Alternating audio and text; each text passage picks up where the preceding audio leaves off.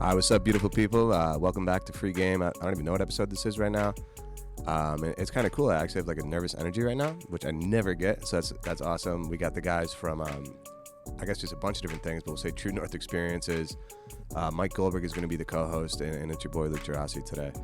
So just kind of a little bit, I'm going to do a very brief intro on kind of how we met, and then I'm going to let these guys introduce themselves, and wherever this goes, hopefully you guys learn something and can better your lives and be more fulfilled spiritually from this conversation. All right, so the way we met was through Jesse. It's there's Elite 365 program, and these guys just facilitated the program, and that was the event that you've heard me talk about on this a million times with Minnesota jumping in the ice. We've now had a couple guests from there on here now. Just a life-changing experience. And then Mike has been on here in the past, former CEO, and was running hospitals, and I thought it'd just be awesome to have him as a co-host. So thank you, Mike. Thanks for having me. Good morning. Of course. I'm gonna let these guys go around the room and introduce themselves. Here's Jake Peranto, like Toronto. Mm-hmm. Yeah, so Jake Peranto. I grew up in Minnesota. I first got introduced to Luis through my Balance Beam. So Peranto Creations is the company that I created based on kind of my philosophy and training is everything starts from the ground up, starting with your feet, bottom of your feet, toes, hips, ankles, stabilizing muscles, and just through the realm of the world that we live in, I got introduced to Luis and kind of hit it off right away, started teaching there, and then eventually got to the point where we co-hosted a retreat and met all you guys, and kind of just history after that. That's awesome. And then the sauna poppy, Luis Leonardo. Yeah, that's me right here, sauna papi, Luis. I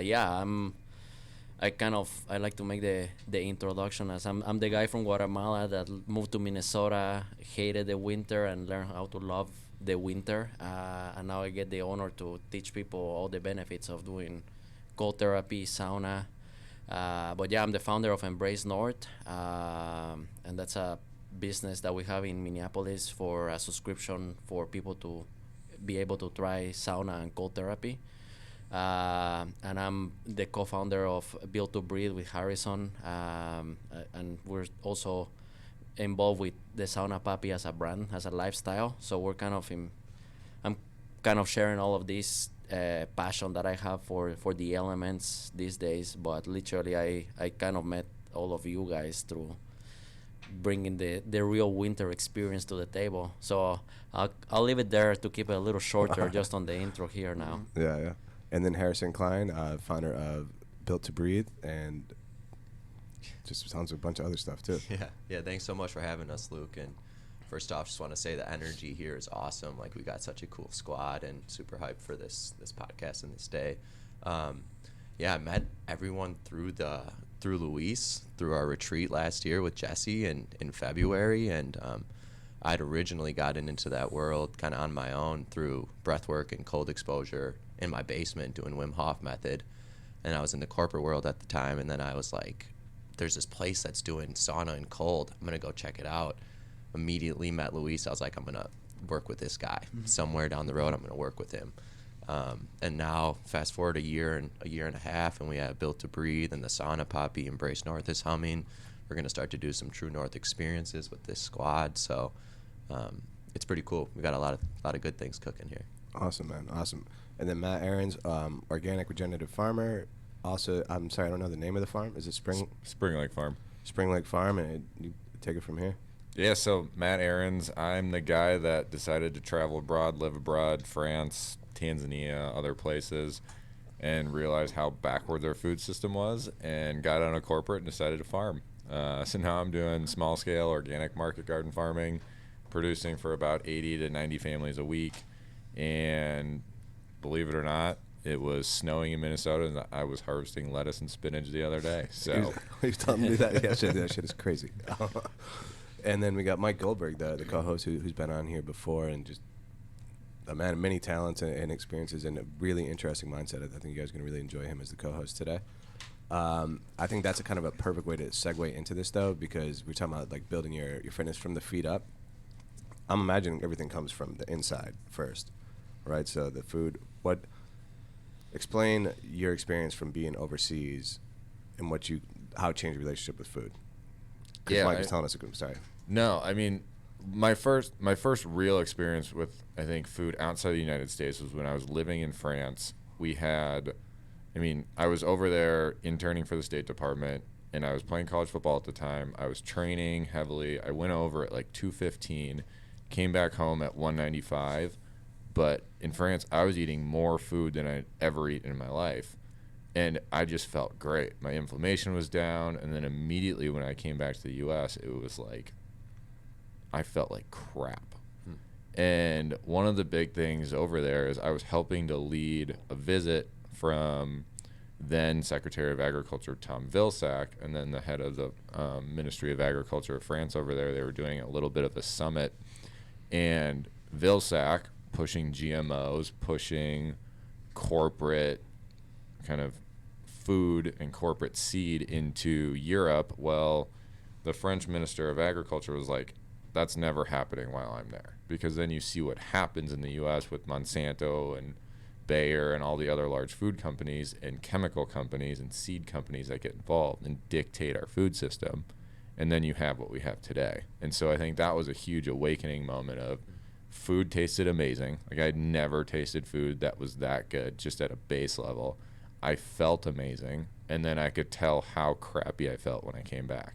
And it's all related to government policy around our food. So aside from the the things that our food in this country are, I guess, filled with, the external things that get added to it, were there any dietary restrictions that you had when you were in France? Or because here you get the advice, which is very much necessary: stay away from this, stay away from that, and try to eat as natural as you can.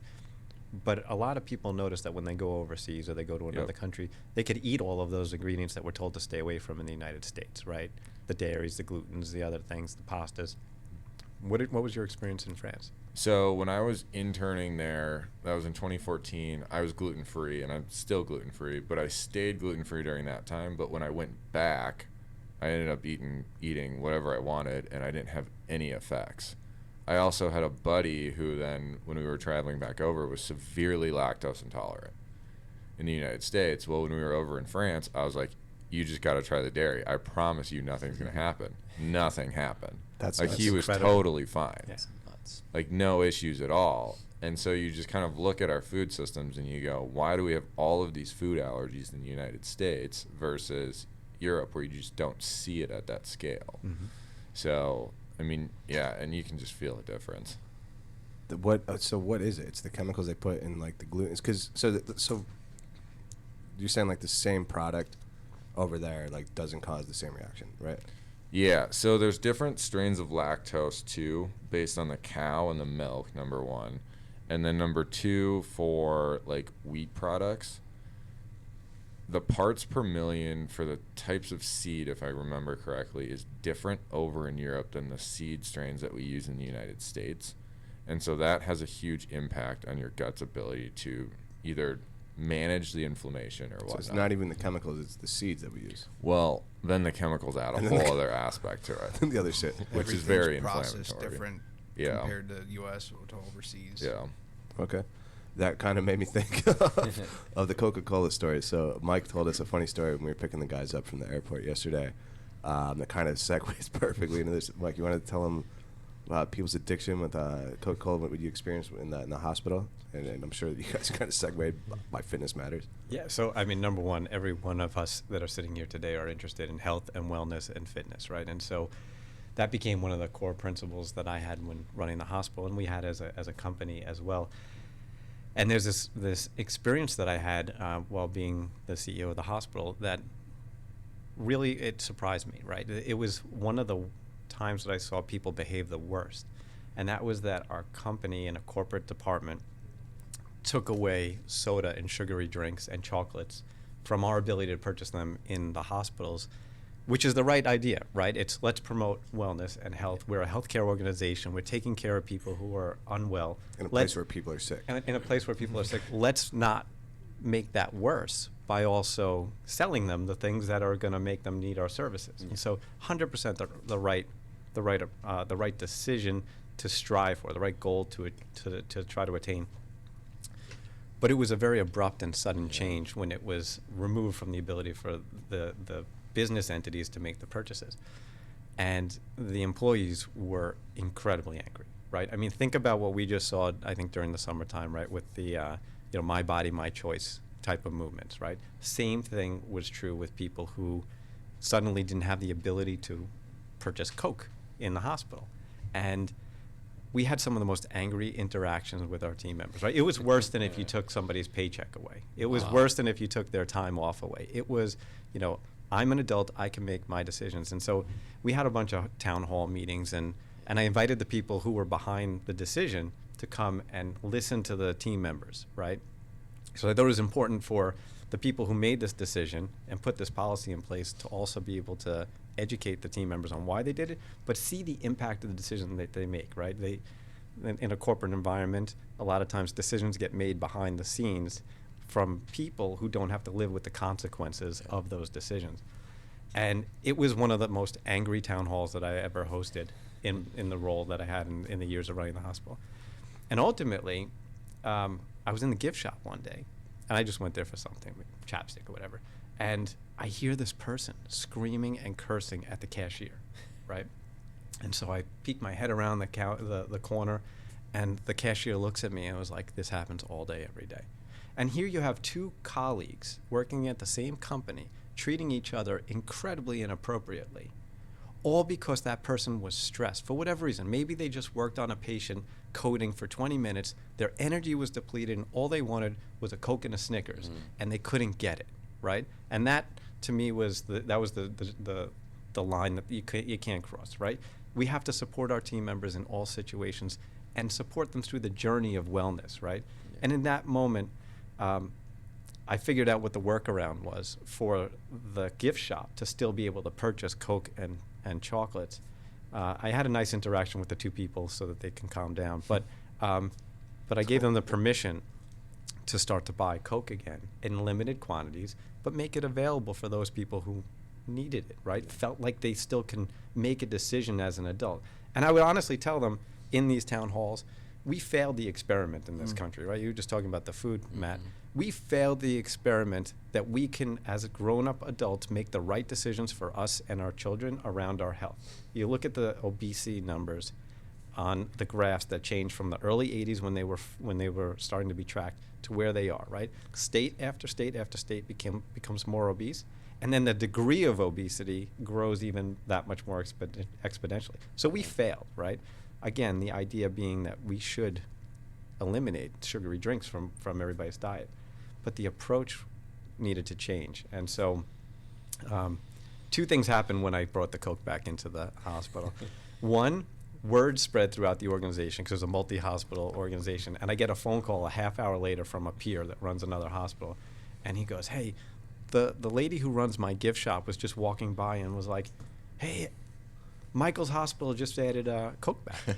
And he's like, what are you talking about? She's like, yeah, he's not taking this shit anymore. That's great. He's adding it back. But what was behind that was really the decision to make a concerted effort to educate our team members to the point where they would make the right choice and not choose that Coke or that Snickers. And then by the time that the education is so pervasive in the organization, you can remove the Coke and no one would notice, right? And that's the difference between a thoughtful operational implementation plan versus somebody who just has a goal in mind and says, we're just going to change the way things are done, right? And so it's just fucking nuts when you think about it. Like, the angriest people that got in a town hall Coke. meeting was that during COVID too? it was pre-COVID, but even during COVID, when everybody feared for their lives, right? And were uncertain that the mask that they were wearing was actually going to save them or their family members. The mask that can't stop a fart? Yeah, Like, that mask. Seriously though. That made people less angry and less violent than taking away their Coca-Cola. Which is the stranglehold that Yeah. food has on this country. Totally. I mean, like, one of the other examples, like, we brought fourth graders onto the farm, and we do like a harvest day with them. They get to try all these different foods from the farm. And the first group that came out, we harvested both carrots and salad turnips. And salad turnips you just can't find in the grocery store. Nobody knows what they are. They're a specialty little farm thing never that we heard of offer. They're insanely They're good. so good. And then the second group came, it started raining, so we only harvested carrots. Well, that first group was way more likely to eat the salad turnips afterwards when we were doing a bunch of the taste testing with everything. They just devoured them. The second group won't even touch them. They won't go near them. They won't try them. And so, like, that experience that these kids had with actually pulling a salad turnip out of the ground, like giving them that positive experience was something that they could then say, like, oh, I have an experience with this thing. Now I'm more likely to try it. That's interesting. And so, like, we see it how we've removed people away from our food system where they have no idea how a crop is grown. They have no idea where it's grown. They don't know what it takes. And there's no appreciation for it. And so the only thing you get is then big food marketing towards what we all talk about is kind of your inner desires, which is sugar. Like, your body craves that stuff as a drug. It's as addictive as cocaine. And so you see that day in and day out. So then the Coke story, when you told that, it blew my mind because it's just like over Coke. Over Coke. Literally over Coke. You have people fighting and yelling at each other because they can't have a pop. It's just nuts, man. And we talked about this yesterday in the car ride back. I used to be a teacher. And I was a history teacher, but imagine if, like, in health class, right, they learn the benefits of breathing or sauna or fitness. Like, in those stressful situations, maybe it would, maybe it wouldn't, but, like, maybe they don't need the Coke. Or can you do the breathing exercises? I'm actually not that familiar with the breath work. My wife does it, but I just haven't learned it yet, which I need to. Like, can you do breath work like that, like, in a hospital setting? Yeah, 100%. I guess the barriers, are people thinking it's kind of that spiritual woo-woo side of things. And what we're really trying to do is make it functional. Like, we should be doing it before almost any setting. First thing in the morning, let's do some breath work. It doesn't have to be in a magical place to do breath work and get you to that meditative state. You create that on your own. So it can be implemented in any situation. Every single one of us is breathing all day long. Literally, we're breathing all day. The first thing that happens when we come to life is we breathe.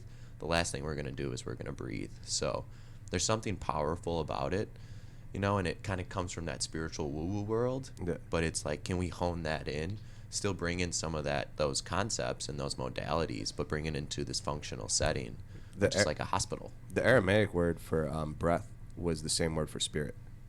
Like, breath was spirit. And that was like your Holy Spirit in a way. Yeah, too. yeah, the holy. Yeah.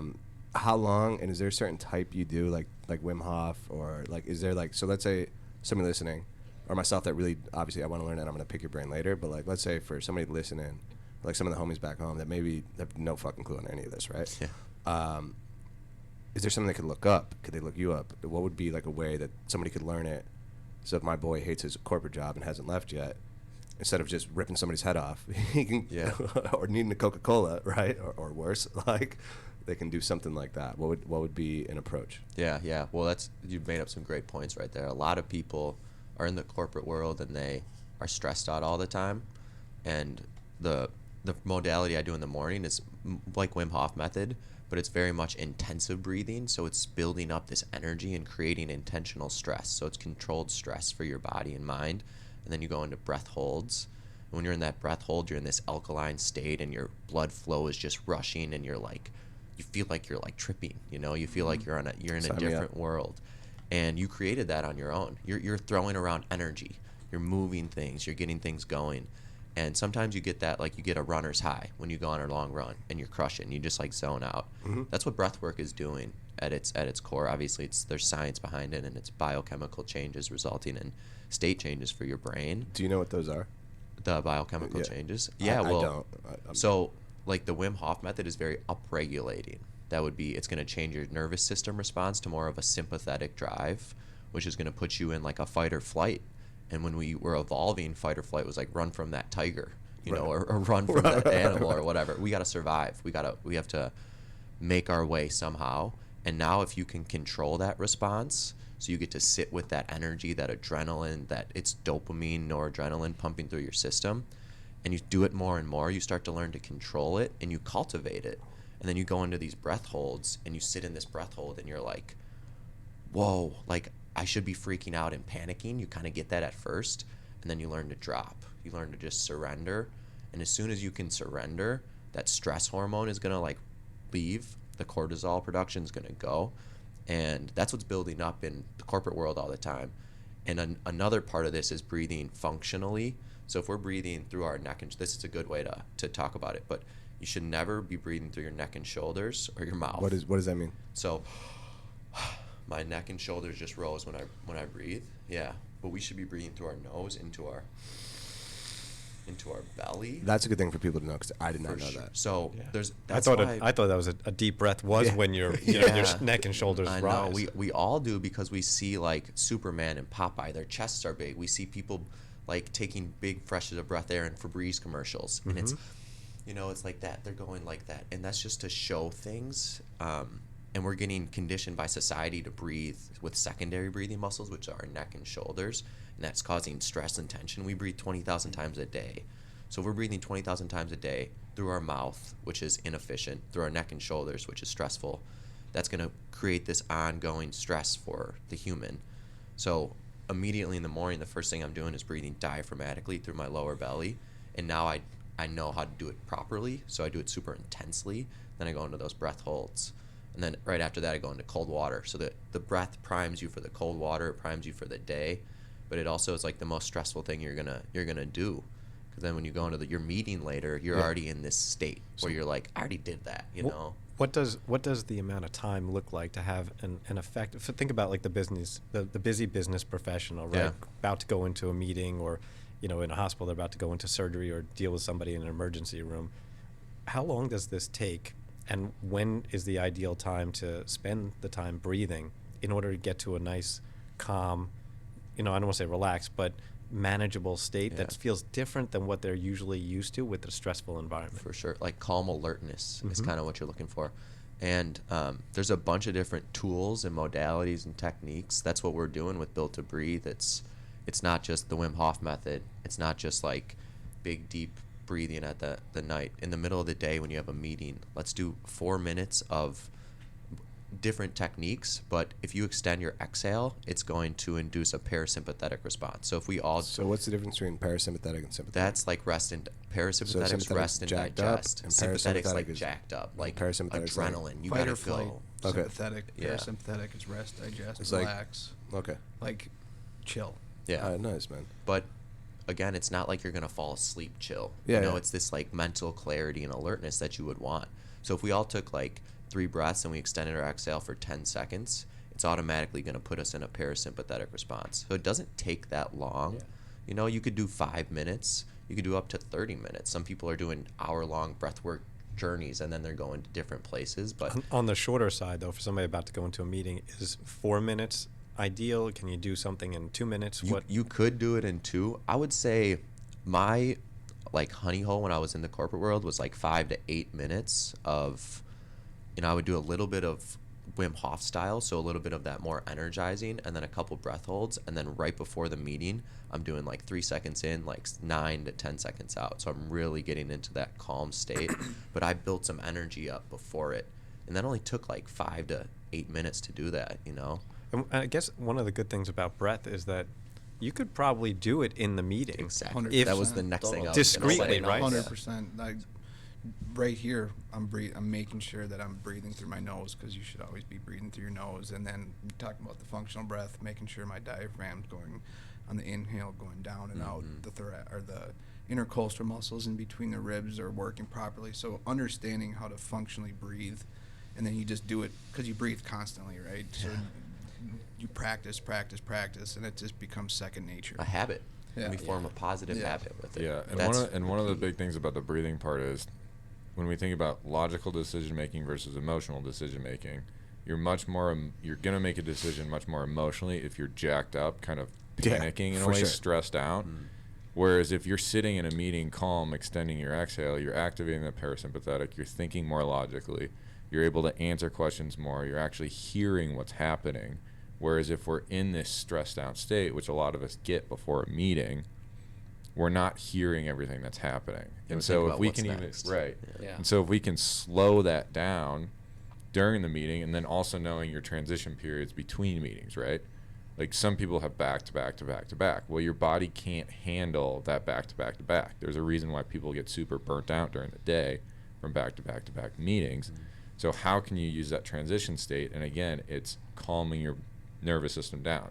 So extending that exhale. So 3-4 second in to 6, 8, 10 second out for 4 to 5 minutes, and that's about it. And you've put your body in a position to transition those states. Totally. And that's all you have to do throughout the day. It's actually that simple. Yeah, it's like what I always try to teach my athletes or myself. It's like if I'm getting ready for a workout, like we'll do intentional breath to upregulate, calm, like do all the things that we need to do pre-workout, and then post-workout, it's the down regulations, to shifting down, letting everything sink in from the workout, intention to what we just did, and then shifting to what's your next part of your day. Like you have blocks throughout your day of what you usually do because we're creatures of habit. So it's like setting the intention with your breath, moving into your next, Well, what do you mean intention with your breath? like parasympathetic, sympathetic. So your intention is my I'm gonna intention calm is down. I'm going to come in with an open mind, relax, where I'm not in that fight or flight state, where I'm not actively listening to you guys or in an open conversation. So I'm getting myself calm, in alignment with myself based on the breathing that I'm doing. Okay. Yeah. And- But to add to what you just said there, I also feel like, I mean, this is so integrated into the human DNA. We just don't think about, like, we're not constantly thinking about it, but it's in your nature, you know? So even though it might sound a little complex, it's not that complex. I mean, your body already knows how to do it by instinct, but we live in a society where you don't allow yourself to get that instinct out of you. I discovered the value of breath by getting in the cold water. I had no knowledge whatsoever of what the breathing needs to be when I get in the cold water, but I immediately saw, like, okay, I'm hyperventilating when I get in this cold water, and I'm dealing with the stress of the cold by being like in a like panic mode. Mm-hmm. So nobody ever talked to me about the breath, but my instinct knew what I needed to do, and I started, like, immediately after starting doing more and more cold therapy, I quickly realized there's this very powerful connection with the breath, and slowly I started just closing my mouth, breathing through the nose, and it just opened my eyes to all of that. And then kind of very organically I came across people that are all into this type of stuff. But I kid you not, everyone knows how to do it. You just need to tap into it and allow yourself to start exploring it. Well, it's amazing, right? Because if you think of all the other stuff we're taught, like, and it's human nature to take a lot of the most important things for granted, which is, it just is, right? So, like, not demonizing, it's just human nature. A lot of people's best relationships are their spouses. If they don't consciously remind themselves, they take for granted. Yeah. Breathing, the first thing you do when you're born, you know, and the last thing you do before you die is you lose your breath. Like, again, one of the goals of this show, and then now, you know, future plans, maybe like with with side educational like centers and stuff like that, is teaching people this stuff, right? Like, imagine if health, we were talking about it the other day, imagine if health was teaching people how to garden and like breath work. Yeah. And like, so Jake, we'll probably bring this in a minute, but like, you know, when we first met these guys, I think the very first thing was we did breath work, and then we did a balance beam thing barefoot, which is way harder than it sounds. And it just showed me how much of a little bitch I am, because I thought I was gonna be able to handle it. But like, learning the proper ways to build the body up from the inside out and then the ground up, right? And we make it more complex than necessary when imagine that, you can teach kindergartners that shit, what you just said. Exactly. And if people grew up, if I don't know that stuff, like, or you grew up knowing about the chemicals and stuff in the food and the importance of finding a local farmer, so you can get your beef, you know, obviously you got to have the space to put it, quarter cow, but but theoretically, I just imagine, you know, maybe Mike doesn't have to deal with that in the hospital, and maybe those people don't have those interactions, and all those, maybe there's way less people in the hospital because those constant, like, what is it, increasing by the small amounts, the compound effect of all those mini, like, little stresses throughout somebody's life. Yeah, I think, you know, to that point, right, there's so much, as Luis, you said, that we just do, right, as human beings. And you know when you were stressed, you know when you were relaxed, but you don't necessarily know how you controlled it or how your body was reacting to that situation. And what you guys are doing and what we lived through, Luke and I, in meeting you in Minnesota and getting in that cold water, was learning how to apply these skills and control our own bodies, right? So not just letting our bodies do what they will naturally do, but really setting the destination for how our body will handle that next thing that we're about to do. And honestly, it's an invaluable set of skills that, Luke, to your point, should be part of the curriculum, right? For everybody to learn, whether it's in school, in health class, or, making sure that everybody hears your message so that they can adapt these skills in their lives. Well, and that's what's wild, right? Is you have breathing, which you can control, your states, and then your food. So we get back to the Coke thing, right? You have people who are working in the hospital who are going through stressful situations, whether it's an interaction, whether it's on the job, whatever stress is happening, right? Well, we teach them how to breathe properly, number one, but also number two, you think about the food you're consuming. So sugar, all you're going to do is send your body into these big peaks to valleys. So you're going to be an emotional roller coaster throughout the day. So by the end of the day, if you're not breathing properly and you're putting horrible food into your body, you're just a matchstick waiting to burst.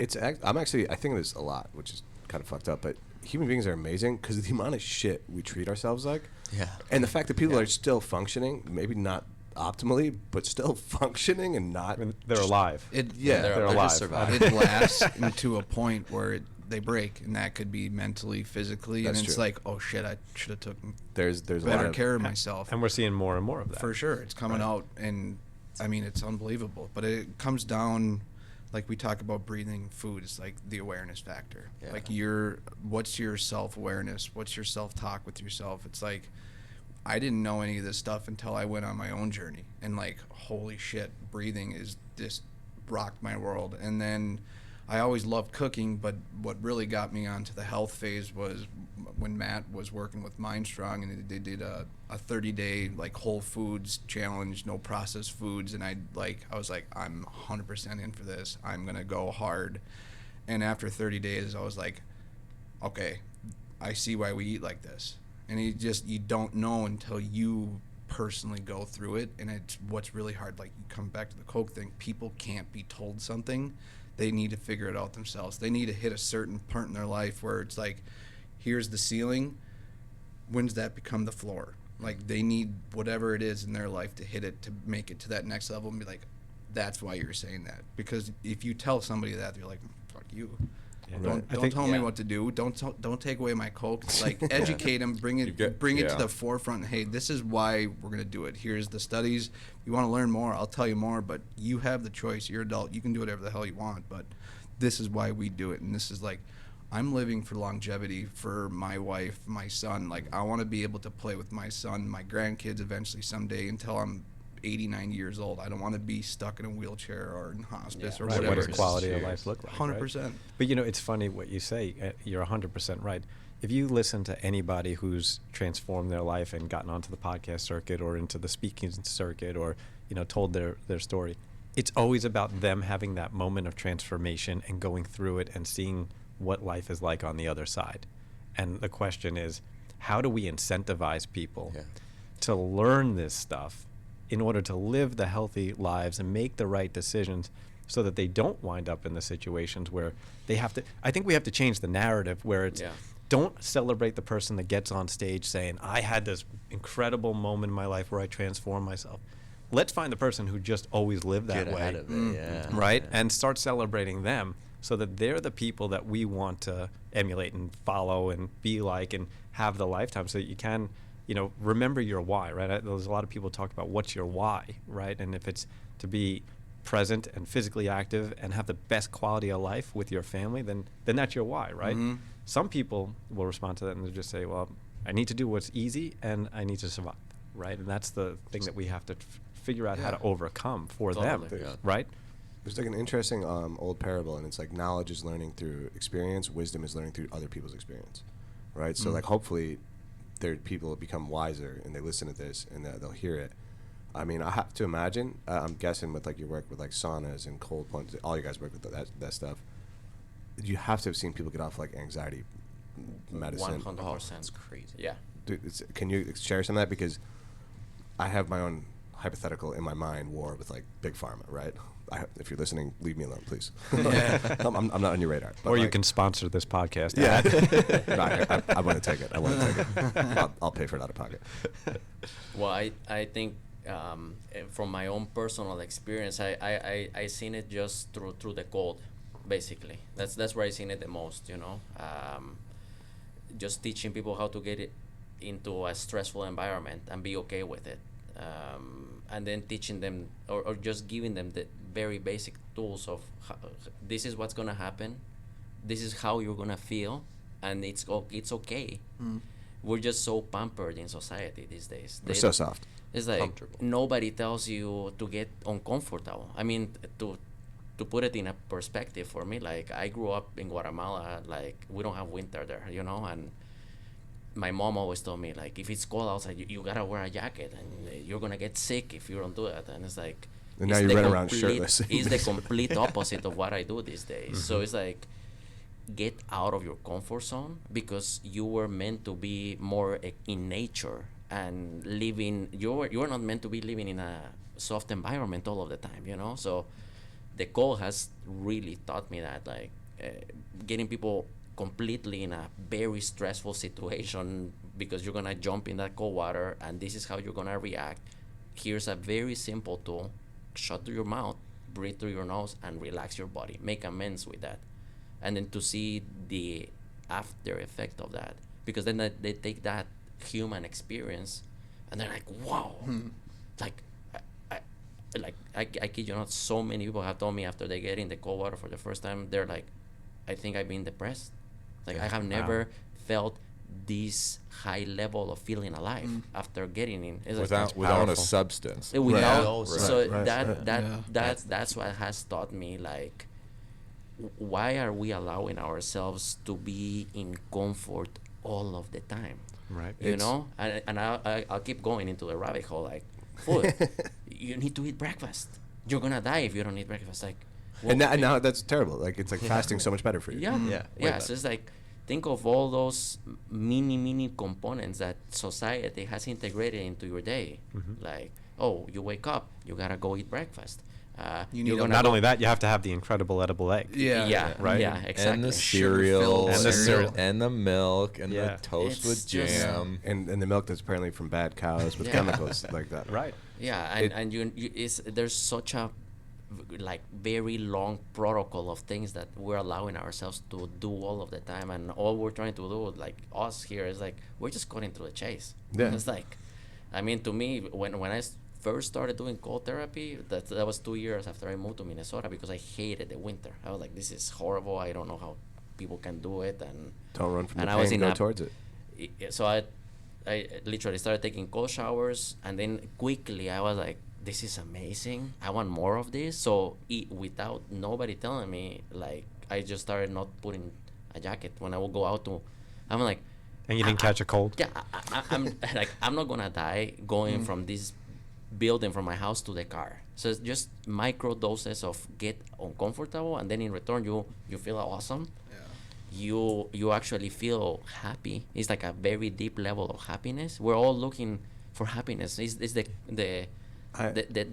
soda pop, Oh, I need my Coke. That's what is gonna give me happiness. Really? Is that really what's gonna give you happiness? Let me show you. Right. Let's get you outside. Let's get you And cold. there's a lot of data around this Yeah. now, right? Around the benefits of the cold Mhm. and the benefits of being in saunas, right? Yeah. And so can you talk a little bit about what that benefit looks like? Because one of the things that I think we have in society is we have the need to have instant gratification, right? Mhm. But what you're teaching everybody, right? What we've learned is that the benefits are long term, right? We're playing for the long game. We're not playing for tomorrow. It's not going to be an immediate thing where we're going to see, we're going to eat locally grown crops and immediately feel better. It'll be pretty quick, right? But the benefit is, Jake, to your point before, what is the end of our life going to look like? Yeah. What are the things that we're going to be able to do longer, and how present are we going to be able to be with our families or whoever you want to spend your time with? And what does that look like versus what we see aging look like today? I mean, to put it in perspective, if you think of all of those things and how we've been wired by society, even if we put like exercise into the picture, you need to go to the gym. A workout needs to be you're gonna go all out and hard, and you need to be suffering during the workout. It's like, hold on, like, what if you start just applying all of these little tools that you should be doing daily, and live with consistency, and take care of the body in a very simple way, with the mindset of where are you gonna be 10 years from now? You're not chasing, like, oh, I wanna I wanna win the championship, or I wanna win the race. Like, cool that you wanna do that, but like, are you really thinking long term here? And to like Jake's point, like, to me, I'm a dad. Like, to me, like, I wanna be the 70-year-old dad playing with my grandchild and having fun with them. I can picture, I With can his picture you shirt at off in the 70 snow. running around with his shirt Totally. off in the Like, snow. Well, that couldn't be more of an obvious picture for me to see Luis doing that. Yeah. Well, and Luis, you bring up a really good point in that, like, these small little changes, right? We have people who think now the whole fitness industry is like, oh, you got to do HIIT workouts 5 days a week. You got to stress your body. And it's like your entire day is already stressful. Then you go and work out and you add stress on top of that. That's interesting. And you're Yeah. like, okay, so I'm now doing 10 hours of stress, both physical and mental. And there's a reason why people get burnt out. Then you're not sleeping well. And you're not sleeping well. Whereas if you implement these small changes, like I've seen people who will work out for decades and not lose weight, and I see people who simply change their diet by like eliminating pop, eliminating certain processed foods, and they'll drop 50, 60 pounds. And then it's sustainable. Whereas the people who are just constantly stressing their body, going into these fight or flight modes, chronic over time, whereas then you take sauna and cold. Like sauna and cold, we're inducing a stress and teaching you how to recover from that stress. Like we're actually giving you the tools to recover. And that's the benefit of it, where we do it in those areas. And then sauna, you're away from your phone. You're with a community, like you're talking. Like there's so many good endorphins happening where you don't need these external substances. And so then you get people who go through it and they're like, wow, this is life-changing. And you're like, it's actually quite simple. Like it's a very simple recipe. But it is life-changing. Right. What's really cool is like when you meet people that are drinking the Kool-Aid, but you don't know them, there's an instant connection that goes so deeper. Oh, look at this. This whole group. Yeah, but I Right. like all of these guys, they were doing this type of stuff before I met them, and the minute we met, it's like a whole different level of bonding that you have with these individuals, and you don't even have to speak about it. You just kind of get it. It's really Yeah. cool, I feel like you said, piggyback on that, everyone has their own self-discovery when it comes to the cold. It's like you get in the cold for the first time. You don't have to teach yourself to get in the cold. Like it's the mental battle that gets you in there, and then eventually you figure out like, oh, okay, there's certain techniques I can do with breathing to help me stay in there longer and do different things. But it's like that feeling when you get into the cold and then eventually get out. It's like it's something that you can't teach, but you put someone through. They're like, that makes sense. So is there a I feel like we should caveat in some ways for some people who are listening, what does cold mean, and is there a certain limit of time a great that is question. that is something that people shouldn't subject themselves to? So, but it's kind of that's a great question. And to introduce yourself into it, you could, anything under 60 degrees is going to get you the cold exposure Really? benefits. Anything under 60 So degrees. even a cold shower would work. Exactly. Oh yeah. That's And- how it started. And there's like there's a time frame. 2 to 5 minutes is kind of the optimal time frame. 3 minutes is like what we like to talk about a lot. Like if you're in there for 3 minutes, you're going to get to what's called cold thermogenesis, and your body's going to start to sometimes shiver. And the shiver is a response to creating internal heat. It builds brown fat, which protects us. Babies have brown fat to get protected because they can't create it on their own at the beginning of their life. The shiver helps build that? Yeah, the shiver helps with that. So we're shivering to survive and cope with that freezing cold water. And it doesn't have to be freezing cold right away. So anything under 60 degrees for 2 to 5 minutes, as you work your way up, you want to be under 40 degrees. That's going to get you some crazy good benefits, And then the time frame can even get a little shorter if it's going to be not 55 degrees, for example. Some people could sit in the 55 degrees for 10 minutes and not get that same rush as the 38 degrees for 3 minutes. It's kind of a range, but under 60 degrees. And are there indications for people if they're just starting out and they jump into the 38 degree water that they should pay attention to that tells them when they should get out? I think just, I mean, obviously, if you have never done it, I would recommend ease into it and have somebody that has done it be by you, because they'll understand what you're gonna go through. I kid you not, like I have seen hundreds of people get in the cold water for the first time, so it always is like, okay, this is what's gonna happen. You're gonna get in there, you're gonna be under stress, and you're gonna be hyperventilating. You're gonna be breathing through your mouth very shallowly, and you're gonna be stressing everything because you're fighting with it and Can't you wanna fight get the out of cold. it.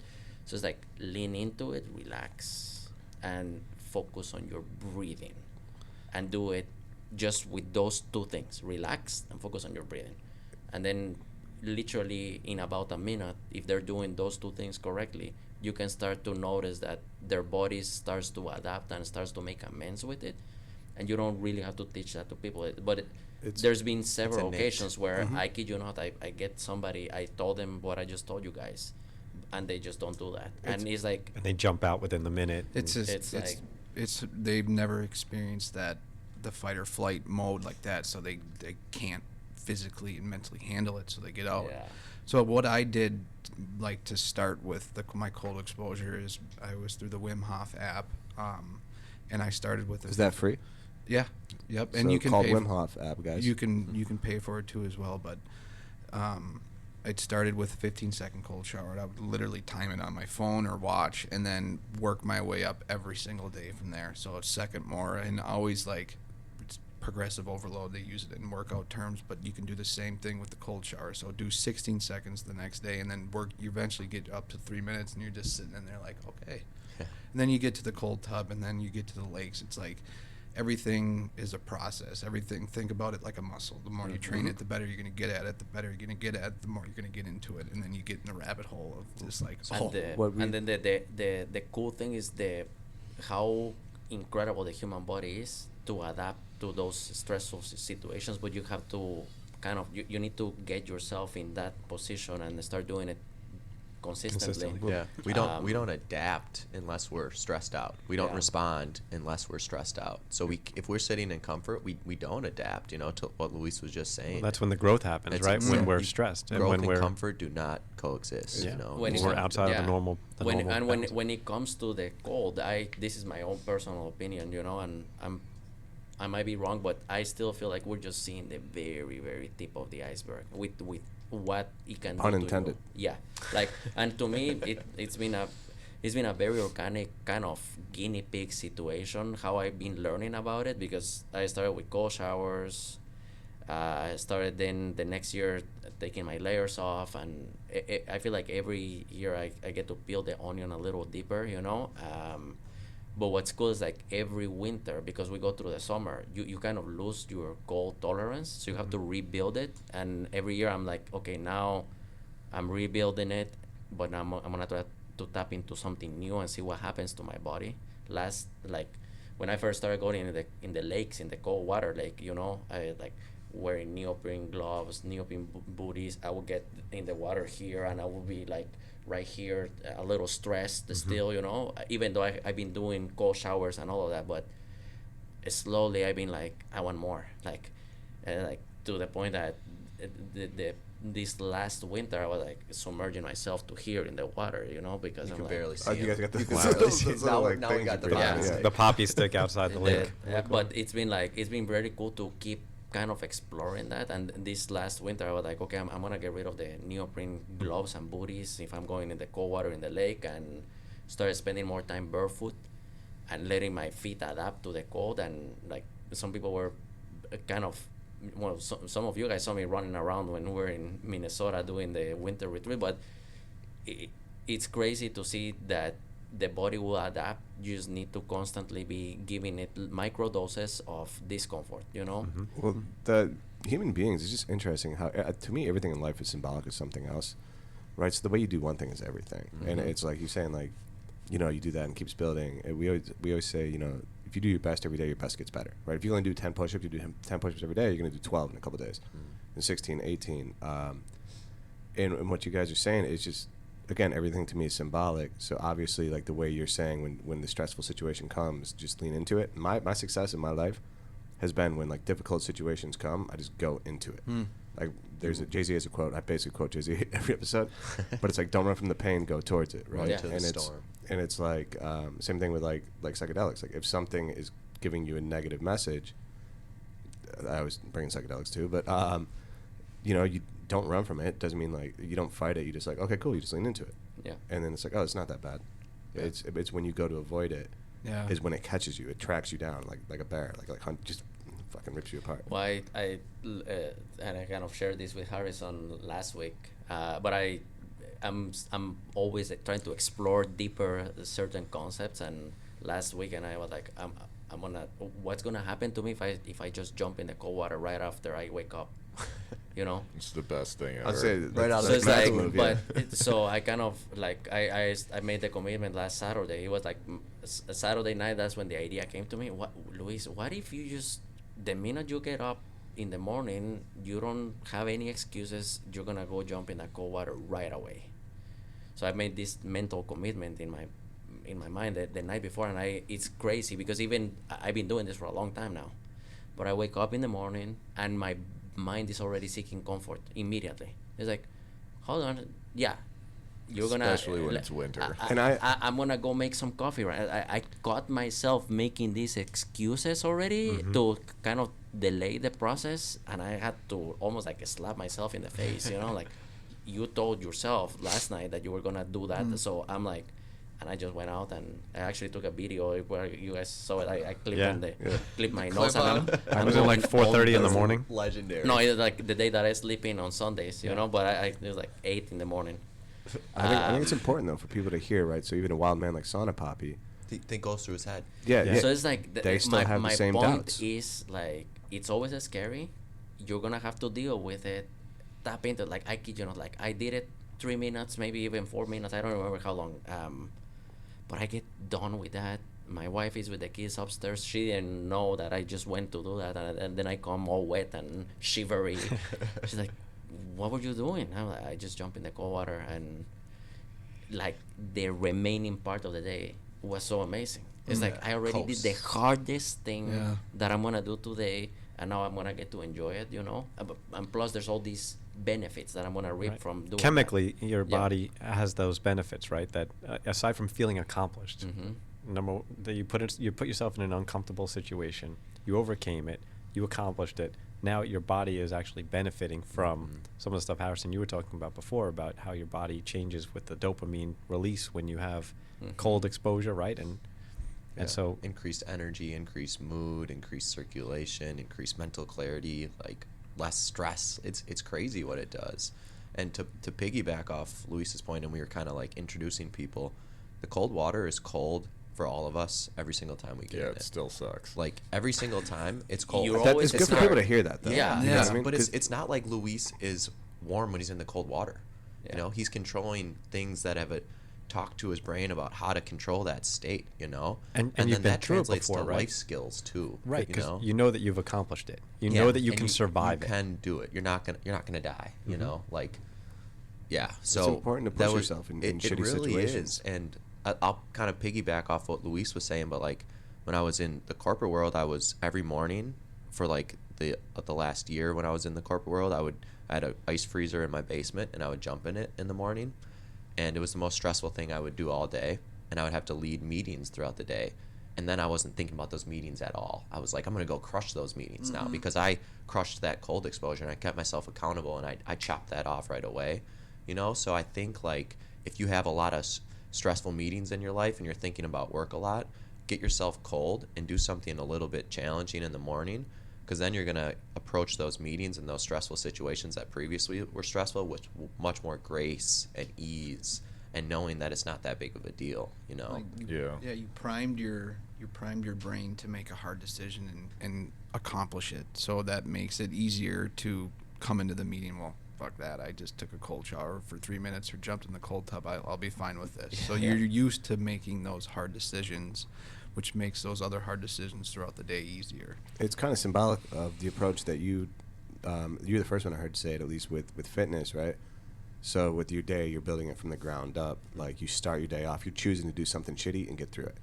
Not shitty, but not pleasant. Challenging. Right? It's a tough not, decision. Yeah, not in a not comfortable is probably the best way to put it. And Jesse also talks about it all the time. Like, you got to choose to put yourself in these stressful situations, so that when a stressful situation not by your choice, you're like, oh, dude, this is what I do. I get through it. And when we first got to Minnesota, the first thing we did was like breath work. The next thing was we took our shoes off, the balance beam. And Jake, you want to share your story, like how you got into like all these guys, they might have shoes on now. They just walk around barefoot. It's incredible. Yeah. So backstory on how that kind of started. So I grew up playing hockey. So I played 4 years in college, 1 year pro, and my career ended with a shoulder injury. And 3 years later, I realized, like, holy shit, I'm depressed. Like, my whole life, hockey was my identity. That's all I ever thought about. That's what I wanted to do, and nothing else seemed important other than hockey. So post career, realized I was depressed. I was like, all right, I need to do something. So me and my now wife, we got our house, we adopted a dog, and I was like, all right, this is a high-strung pup. I'm going to start running with this dog. And as a hockey player, you don't run. Maybe you do sprints, but you don't do anything long-distance running. Why is that?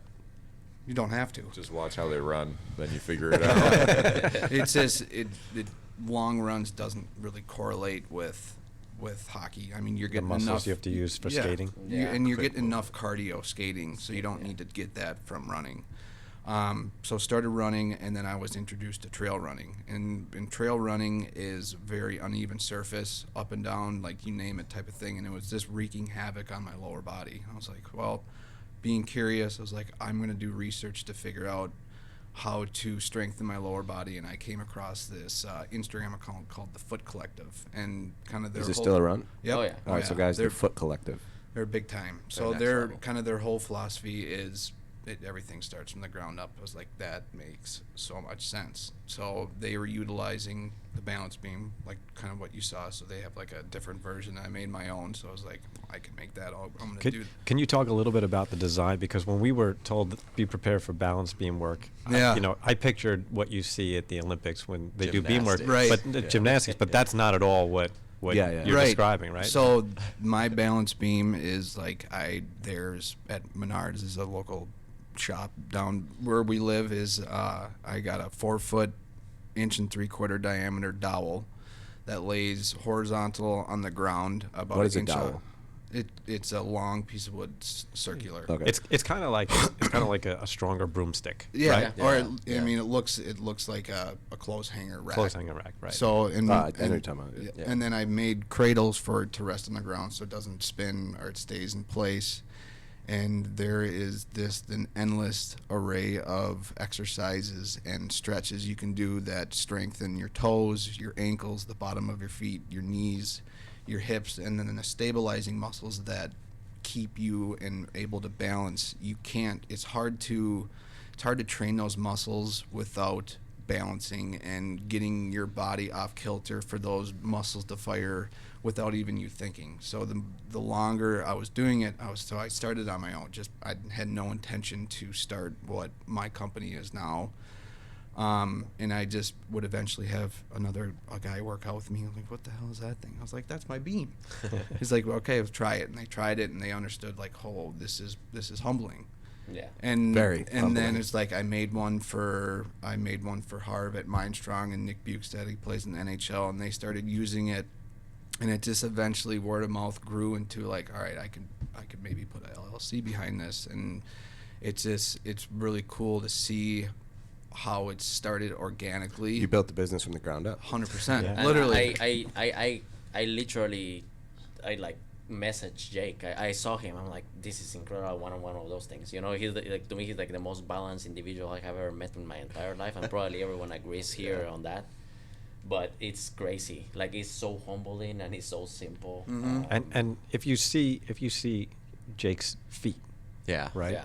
I don't know how you can have strong feet, but he does. They look strong, but they also almost look like hands, right? Yeah. And I imagine that the beam work is a big part of what allows you to control all the different muscles in your feet in a different way to support your balance and life, in ways that many of us just don't ever tap into. Absolutely. I mean, just to kind of with hockey players especially. So right now I work at a gym called the Base Sports Performance, and we're specializing in training hockey players right now, and eventually moving over to other athletes in the normal gym public. But you know, if you're in a hockey boot, it's a hard plastic boot, and the toes on the boots are not, you know, they're not relatively wide based. Yeah.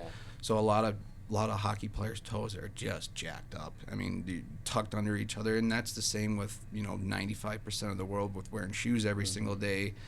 Technically, you're able to you should have the dexterity of your fingers with your feet and your toes. Think about that. I mean, Yeah. Like if you ever seen like a YouTube I'm soft video as fuck. or shows I gotta get harder. of people that lost their upper limbs, but they're But they using can their use their feet feet. to Yeah. paint, to do all these Yeah. different To things. write, hold a pen Yeah. and write. Absolutely, and it comes down to the consistency and the systems you put in place to create those daily habits. I'm gonna buy one of these beams from you. to find. You should have one. I should, but it never got sent to me. You never got. I'll send you one because you're supposed to have one. Dude, thank you. Yeah. So and it's just like I personally felt the benefits, and I started wearing toe spacers to make sure that my toes were properly aligned. Because if your toes are not aligned and you're taking a step, that means your gait's off. That means you're overcompensating with different parts of your body, which is causing injury in your lower back, hip. But you think it's your lower back or hip toe that's injured, spacers? but it's like it's something to these do. things. Matt's got him on. Oh, wow. Yeah. So that's literally getting your toes the way that it should properly track. So that you think about your body like a machine. Like a machine is going to move the same way functionally, you know, stacked on top of each other, making sure everything's working in alignment so other parts of the system don't fail. So if you start from the ground up and strengthen your toes, your bottom of your feet, your ankles, then you're not overcompensating in different parts of your body. And then you can, once you get that functional strength, obviously starting from the ground up, then you can start worrying about your other training that's going to help you become faster as an athlete, or depending on your sport. It's like, let's get the mobility down so you can move correctly before you try and squat 350 pounds and only go down 6 inches. Like, there's a reason why, because the ankle flexibility isn't there, your hips are tight, like, Or your toes gripping the mat, right? Yeah. If you're working out For barefoot sure. and being able to ground yourself while you want to push that weight Yep. back up. For sure. But And and that's not what major shoe companies want you to know. Right. No, Yeah. Yeah. everything should be cushioned, and it's been I mean, at one point I could sprint in the woods completely barefoot for a 5K, Wow. and it was eventually, like, it's like the cold. The more you do it, it started with just walking in my yard doing yard work. Then it was walking around the block with my wife. Then I was walking in the woods, and I was like, I went for a walk with my dog. I was like, all right, let's try it. Started running, and it was like the most freeing experience I've ever felt in my life. I was like, okay, this is is like This is the lifestyle. This is cool. So I'm just trying to, like, I got to do this, man, because I'm just thinking about my feet are always hurting Mm-hmm. and stuff like that. I like, mean, it's it's as simple as just start spending more time barefoot, you know. Yeah. But like I think if you just pay attention to like babies or kids, I mean, think how Barefoot. Malleable. how their feet move when they're very young, you know, and how nobody teaches them how to crawl, nobody teaches them how to walk, nobody teaches them how to squat. Those are all human. our society things, actually teaches you us know. opposite. Yeah. Right. So it's like, okay, no. Let's get them in shoes. Let's get them in a chair. So Sit 'em in a chair all like, day. You're already getting rid of your squat. You're getting rid of connecting with the ground. Right. Yeah. And So, so, like, hello. when I had met Jake, I had started to do more barefoot stuff and balance beam work. But I had moved back to Minnesota in 2019, had double hip surgery, 2 labral repairs, shaved down the bone of my hips. Like, I was dealing with nerve pain, hip pain, low back pain, all of that. And You were battling. Yeah. battling. And through that whole transition, like, yeah, that surgery helped. Is this also before the food? This is kind of? before the farm too. But during that process, one of the big things was I started transitioning to more zero drop shoes where you don't have that lifted heel, and then barefoot stuff, working on my toes, my foot, ankle strength. and I can tell immediately when I step into a shoe that has a higher heel and has a narrow toe base, my hips flare up like that. Wow. It's immediate. And so now I'm barefoot or I'm wearing the minimalist What's shoes. a good running zero drop? Because I'm starting to run. Ultra, Vivo, Ultra. Lems. Yeah, those are really good. Yeah. Or Vivo Barefoot has. And then has a lot of good Vivo shoes. are these ones. These Earth What about the shoes? I think was it The Vibram Vive? toe shoes, With yeah. the toe shoes, are those beneficial so you don't Yeah. need the spacers or? Earth Runners. These Earth Runner think it's sandals just- are amazing. I think it's you can be the judge and explore because everyone's different. Yeah. I mean, I I went through multiple shoes to figure out which ones I like, and it started. I had before I understood like the importance of feet in the zero drop shoes. I had Brooks running shoes for the road running, and then eventually got to the ultras, wide toe base, zero drop, and it was like slowly worked my way down because you can't go from 0 to Yeah. 100 Yeah. on anything. You'll let have an alone- injury right away. Yeah, Totally. It's like So what should I start with? I would honestly, I think these zero drops are. I have to add something in. So, I had always run in running shoes, and I had been a big runner until I started hanging out with all these guys and being barefoot and rolling my feet on a lacrosse ball every day and walking on Jake's balance beam and being super humbled. And then I got these ultras, zero drop ultras, and I ran Hell on the Hill, Jesse's event, with them. Yeah. The first time I ever ran in them was that race, and I did really well in the race, and I had no issues in my feet, calves, nothing. Like it was amazing. Every other time I run, I get blisters and things like that That's from like the interesting. half marathons I run. And I ran in these. They're wide base, didn't tie 'em too tight, and it was just an amazing result. So it's good to know what you're doing, but like all of these options are good options, you know. And- so you just They're gotta And to very try that test to that it. point, Matt, you said something really interesting and I think important to highlight. When you put your foot in a regular type running shoe, you said you felt it in your hips, and I think that a lot of people don't realize that the knee pain that they have, the hip pain that they have, the lower back pain that they have, is based off of their body positioning, which in large part is based off of the shoe that they choose, which is also large part based on what's cool and what's out there, and what should I buy for a status, as opposed to what is functionally going to help me walk and get from place to place in a way that will support my own health and avoid that pain, right? comes down to the awareness factor. Yeah. Yeah. If you don't know, you don't know. Right. You don't know. Exactly. And the funny thing about shoes is like the pointy shoes developed for higher end society back in the early like 800s, 900s, early thousands. And so you started to then put people in these narrow shoe boxes, whereas the peasants were wearing wide toe box shoes. Aesthetically, the narrower shoes look better than like a wide toe base box shoe because it kind of looks like a duck foot then. But we're kind of realizing how bad that is for us. Like the orthotics industry, Or we heels, should- right? For the Yeah. same people that are wearing the pointy Yeah. shoes and wearing And heels. bunions. Like no human should Right. have a bunion. Like Yeah. that is not a normal thing. But people have now started to normalize that. Like, oh, when I get older, I'm gonna have bunions, and it's Yeah. like, well, Because why? it's easy to just get it taken care Right. of, right? And again, it's that instant gratification of Right. I'm Quick gonna- fix. The quick Yeah. fix, right? A lot of what we've been talking about is how society's conditioning us to operate in ways that big companies kind of make money off, you know? Yeah. Like the shoe world, the food world, not having breath involved so you can do medical fixes, Right. you know, not these holistic measures. And a lot of it is all the ground up. And it's like if your feet are right and your breathing's right, you're not going to have any of these issues. Right. Like seriously, a lot of the chronic diseases and issues and hip pain and knee pain and lower back pain, which results in us being sedentary and then us breathing through our chest, is resulting in our chronic issues these days, you know? So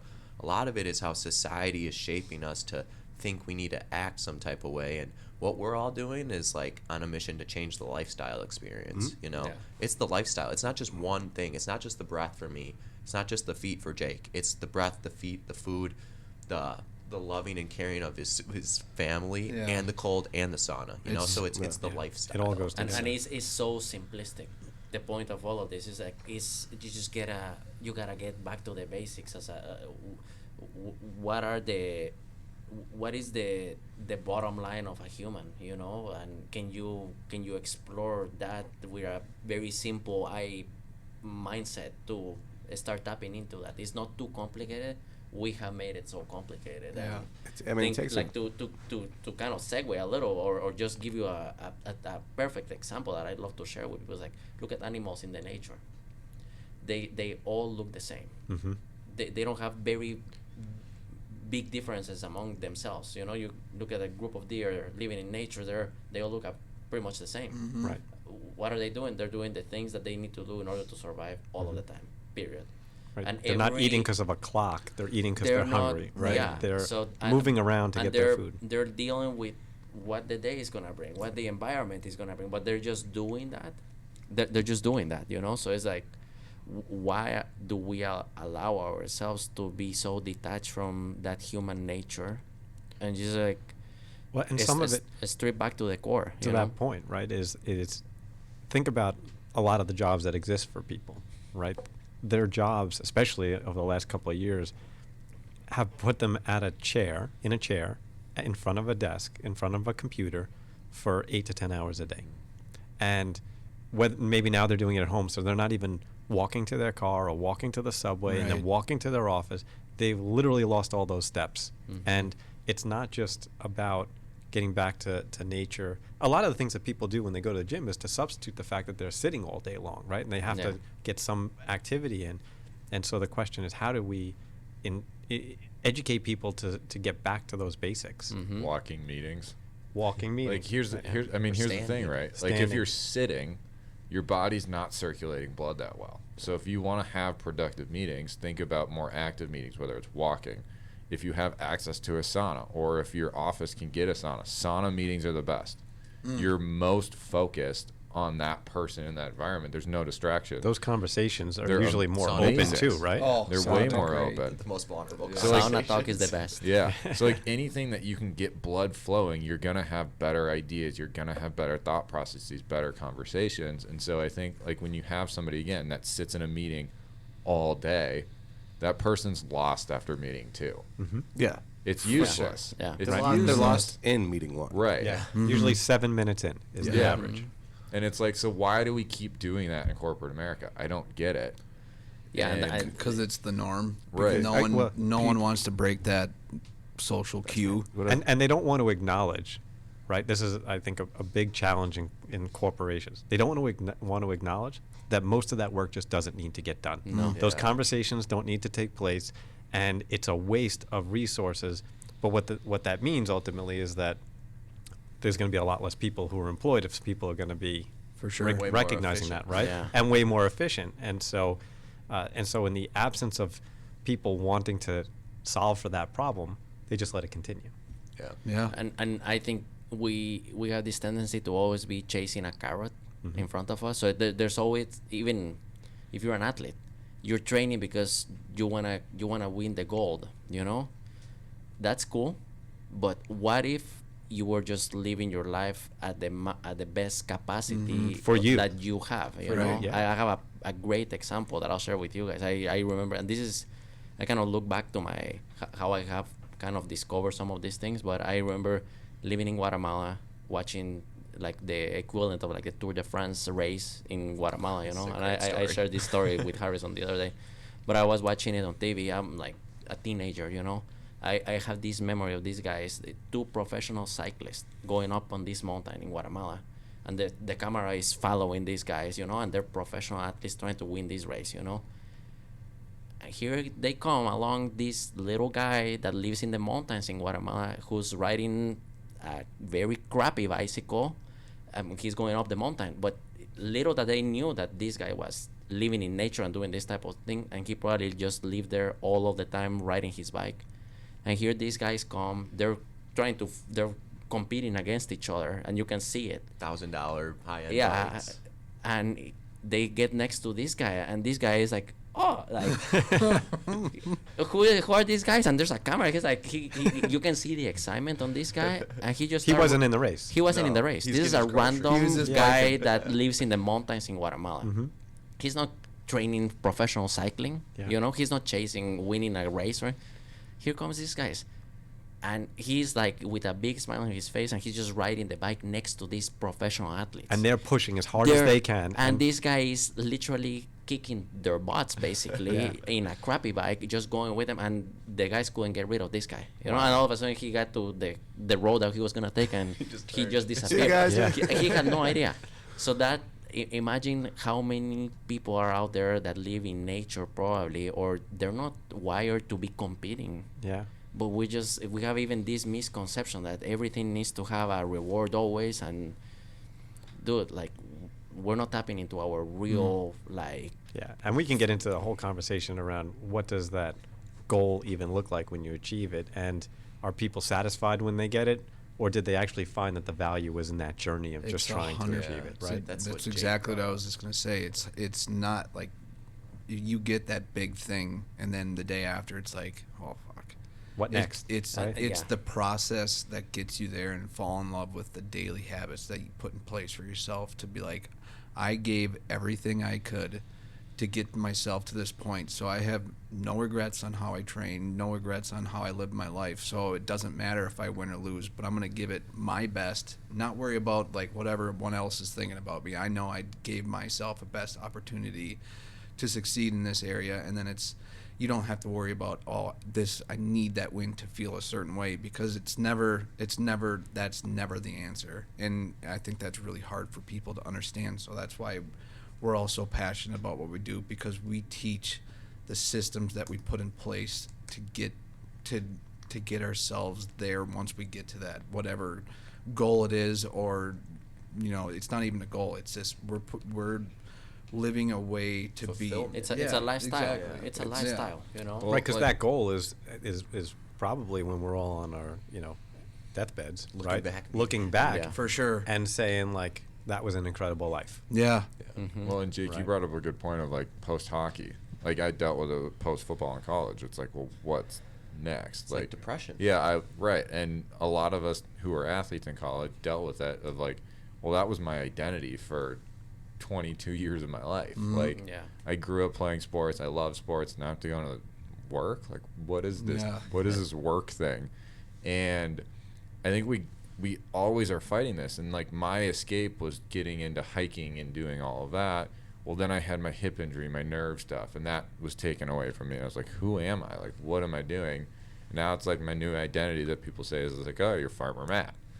But it's like during now, like my process now, it's different. It's like rather than attaching to that identity, it's like, well, what are the processes I enjoy? Yeah. Like, what are the things that I enjoy that are surrounded by that, where like if that identity was taken away, what else do I have? Right. And it's something that I think we have to learn to grow, to develop, but it's also like you think about the business world, right? Like we were talking about this the other day. Yeah, Like, yeah.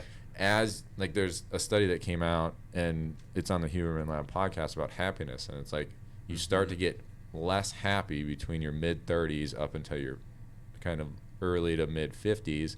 Responsibilities are added, like all of this stuff happens. You get less happy. You see divorce rates start to go up. Like all of this stuff happens, and it's like you forget the day-to-day things that make you happy. Like you just forget about that process. Your identity is work. And people chase an external happiness, right? Right. Yeah. So versus like an internal happiness, and I think what everybody always says they're chasing happiness and stuff, or they want to be happy. I think that's terrible. I think things should be, but I think they mean fulfillment, Yeah. right? Yeah. Happiness is such a up and down emotion and fleeting. I think fulfillment is sustainable. Yeah. Purpose. Purpose, yeah. Right? And we were talking about it with like people. They're selling these widgets they don't believe in for companies they don't care about, and they're missing time with their family. Yeah. I'm fortunate. Like every year has been happier and better for me, or more fulfilling. But I think all of us probably here, at least especially probably not at all of our points in our lives, but right now probably feel the same way, because we're all doing things we believe in with people we believe in. Like as these dudes are all working together, and I appreciate, like I'm doing podcasts like this with like people that are super interesting and open-minded and can teach people. And, Mike, thank you again, and Radio X, man. I Thanks, know we're a Mike. little over. I Thanks, think Mike. we'll cash it Mike. out here, but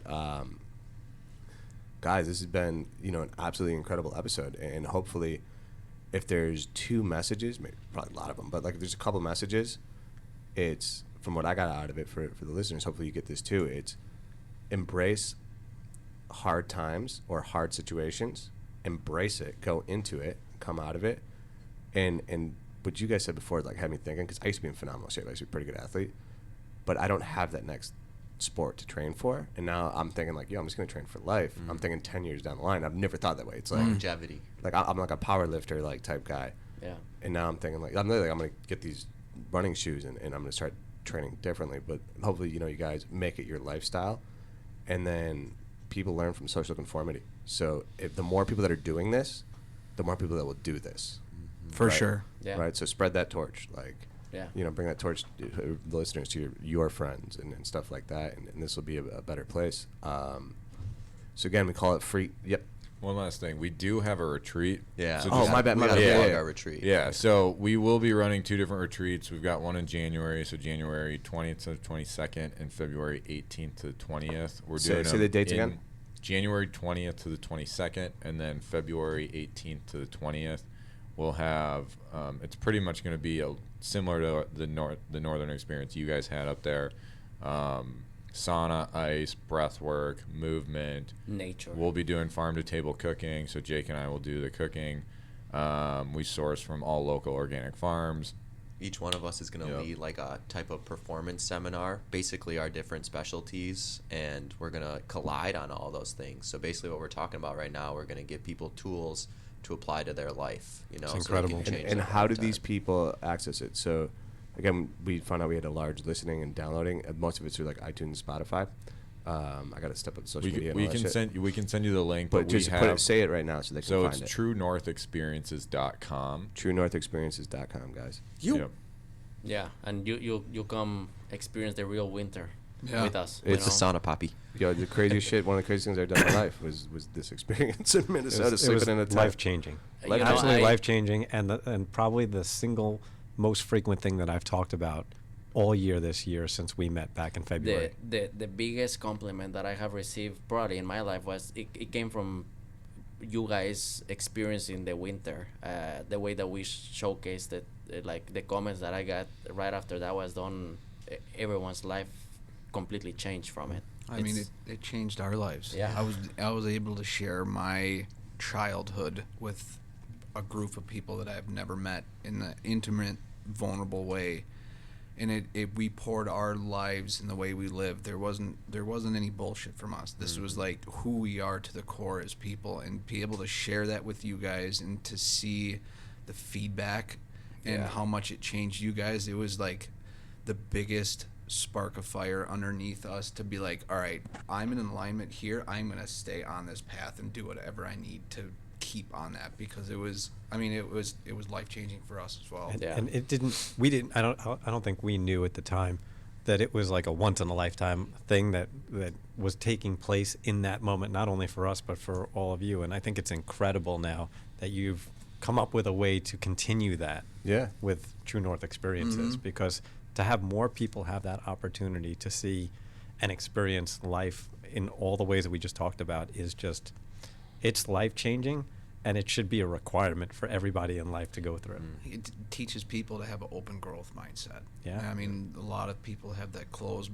mindset where they think whatever they're doing is the only way, that's the right way. It's like, be curious, not judgmental. Be adaptive, observe, like figure out what makes you tick as a human being, and you need to explore and fail and do all these things to figure out what works and what does not. And this is a great way to open up that avenue with the cold, with the nutrition, like all the things that we teach and preach, that we live ourselves, to be like, okay, I can explore. I am my own human being. I think my own ways. I can, think about my emotions. I can be sad. I don't need to be happy all the time. Like, there's a time and place where you can feel all your emotions and you can act properly with those emotions by your breath, by the way you handle yourself. So it's pretty cool to see where we've come in 1 year, and kind of I'm excited to see what the hell we're going to be doing in 5 years. And if I could just add to it, after living through it with what you create in experiences for people, you can bring that back and you can adapt it into your own personal life. You don't have to be in Minnesota or Wisconsin in order to experience it. And I think that that's one of the strengths of what you created, is that the tools are available to take home with you, right? And so for me, I've adapted as much as I possibly could. And even today, just learned a tremendous amount more that's going to be incorporated back into my life. And so Take It's it great. with you. Yeah. Thank you guys, man. Thank you, and thank you. I always want to thank Mike, the host. Thanks, Thank you, Mike. Mike. Thank you, Business Mike. Radio Yeah. X, man. I hope everybody got something again. Always free game. You know, it was destined, it was written. I had it envisioned, but free, unrestricted game, life advice. So hopefully you guys got something from it. And thank you to everybody. Cheers. Thank Cheers. you. Thanks, Luke.